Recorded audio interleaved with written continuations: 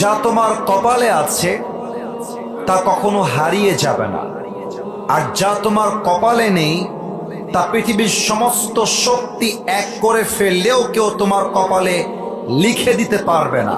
পারতপক্ষে তাকদীরের সমস্ত বিষয়কে একমাত্র আল্লাহ তাআলাই মেনটেন করেন। যা হয়ে গেছে তা আমার জন্য ভালো ছিল, যা হচ্ছে এটাও আমার জন্য ভালো, আর যা আগামীতে হবে এটাও আমার জন্য ভালো।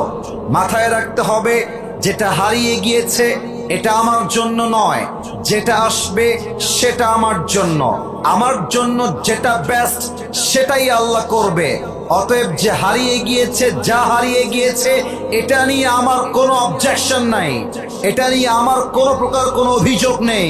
আরে আমি তো বিশ্বাস করি যে বান্দা আল্লাহকে ভরসা করতে পারে, যে বান্দা আল্লাহকে বিশ্বাস করতে পারে, হারিয়ে যাওয়া জিনিসের চাইতে হাজার গুণ বেটার জিনিস আল্লাহ থেকে দান করতে পারে। ঠিক কিনা বলেন?